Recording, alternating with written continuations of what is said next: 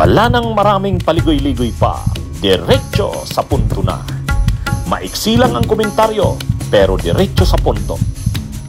Maraming kuro-kuro, may tiwali, may totoo. Dito, sa Puntong Diretso tayo. Punto Diretso. Si Conchita Carpio Morales, retired Associate Justice siya ng Korte Suprema.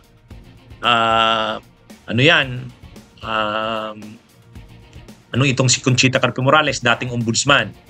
Actually, nang pinag-uusapan pa lang yung independent commission na yan for infrastructure, yung mag-iimbestiga ng mga anomalya sa flood control, talagang pinofloat na yung pangalan ni Conchita Carpio Morales.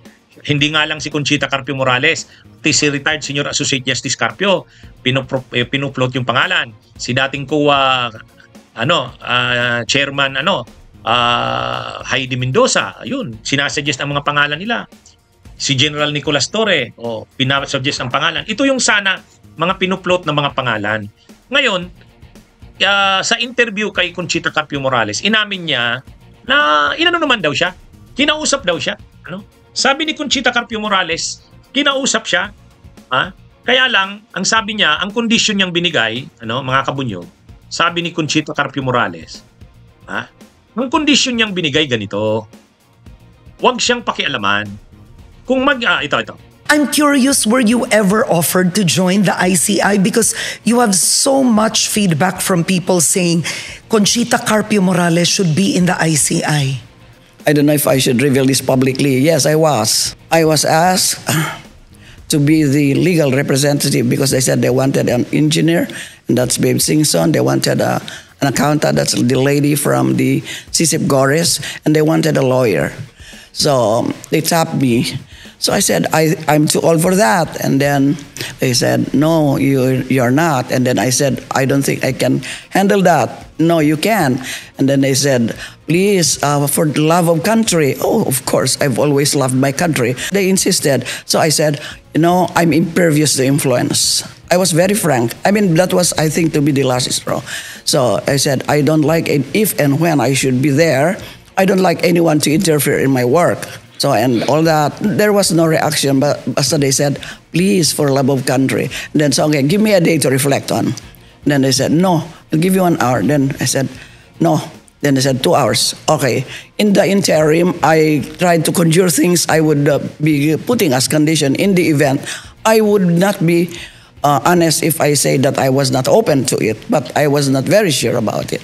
So I had a mental exercise. I said, what will I put as conditions? Of course, one of the conditions was that they should not interfere in my decision. However, I wanted to conduct the investigation. 2 hours never came. I didn't receive a call. Neither did I call. Why should I? Was I salivating? No way. At palagay nyo, bakit na hindi tumawag? Because you said you were impervious to Maybe. Of course, you have a lot of conjectures, but that could have been one of the reasons. Would you have taken it? No, if they accepted my conditions, I would probably have taken it. Conducting hearings in secrecy, I would not have allowed that. Kung magiging siyang bahagi ng Independent Commission for Infrastructure, tatanggapin niya yung posisyon. Pero, kailangan yung komisyon walang makikialam. Ibig sabihin, independent talaga. Kasi baka naman may mga tawag silang tatanggapin na ganito ganyan, wag niyong imbestigahan ito, medyo kayo, soft kayo or maging malambot kayo dito, ito yung anuhan nyo, ito yung idiin nyo, yung mga ganon.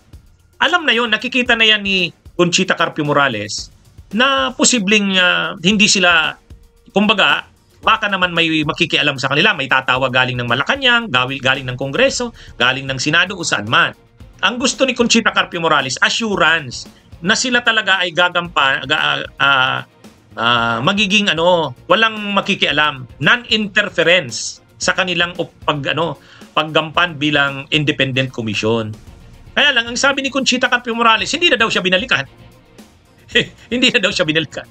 So, ibig sabihin, siguro, nakikita nila, mahirap itong si Conchita Carpio Morales. Masyadong mukhang talagang matindi. Baka mahirap na maging miyembro ng independent commission. Masyadong masyadong straight, masyadong firm. Ito yung sabi sa Manila Bulletin News. Former Ombudsman and Supreme Court Associate Justice Conchita Carpio Morales revealed that she was offered a seat the Independent Commission for Infrastructure, ICI, but Malacanang supposedly did not get back to her when she laid out her conditions to accept the position, including non-interference by anybody.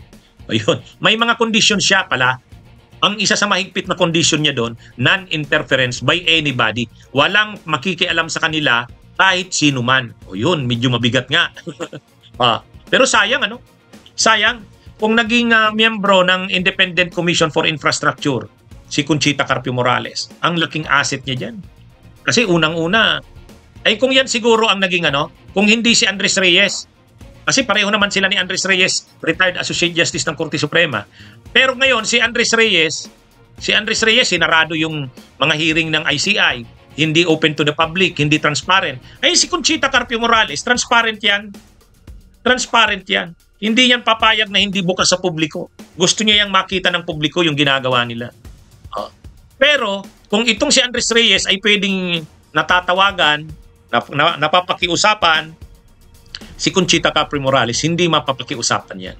Hindi mo yan pwede. Kahit nung panahon na siya ay ombudsman sa panahon ni Pinoy, never siguro siyang pinakialaman ni Pinoy kasi alam ni Pinoy kung ano si Conchita Carpio Morales.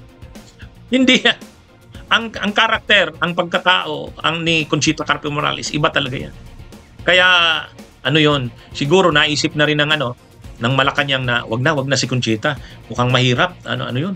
Masyadong principled, masyadong firm. Masyadong stricto. kaya siguro nagdalawang isip na si Conchita Carpio Morales ay dahil sabi ni Conchita Carpio Morales hindi na siya binalikan. Pagtapos niyang i-lay down yung kanyang mga conditions, ang mahigpit niyang condition doon ay non-interference by anybody, hindi na siya binalikan. Pero sayang sayang. Anyway, yan pala yung kwento diyan. Bunyog, halikan na kasama ka. Bunyog, kapag buklod ay may pag-asa. Luzon, Visayas, Mindanao, isa ang pananaw. Sa bagong Pilipinas ang bunyog isisigaw.